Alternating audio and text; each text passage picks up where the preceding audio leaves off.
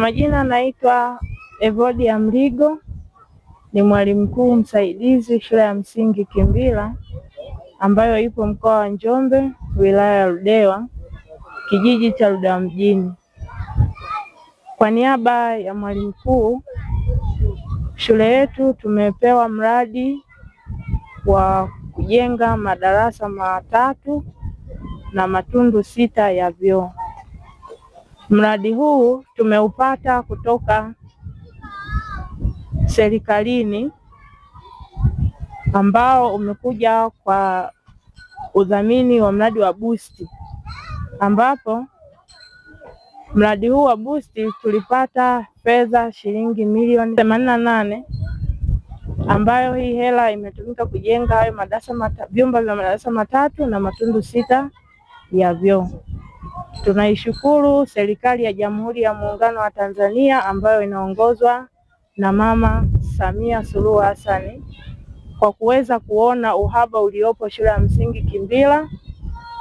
Pia tunashukuru uongozi wa halmashauri kwa maana ya mkurugenzi mkuu wa wilaya na wote ambao wanaambatana nao kwa kuona changamoto iliyopo hapa Kimbila, japokuwa kwa wilaya yetu kuna upungufu mwingi wa vyumba vya madarasa, lakini wakaona kwamba kipaumbele kiwe Kimbila. Tunatoa shukrani zetu za dhati. Kutokana na huo mradi tumeweza kupata faida kubwa.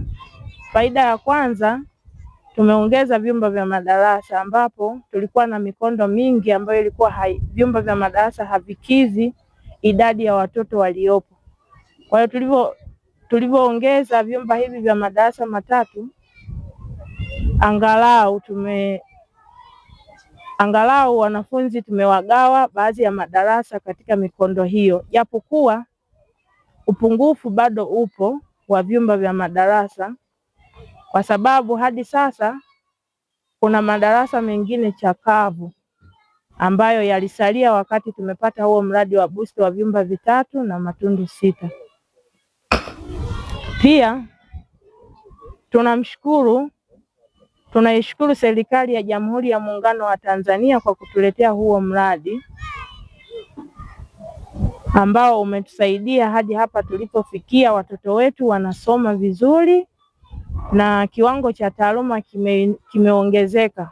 Kwa nini nasema kiwango cha taaluma kimeongezeka? Ni kwa sababu mwanzo watoto walikuwa wanasoma kwenye madarasa chakavu ambayo madirisha yake yalikuwa hayaridhishi watoto kukaa mle. Madirisha yalikuwa wazi, vumbi jingi linaingia, upepo mkali unaingia, kwa hiyo mtoto hakai kwa utulivu darasani.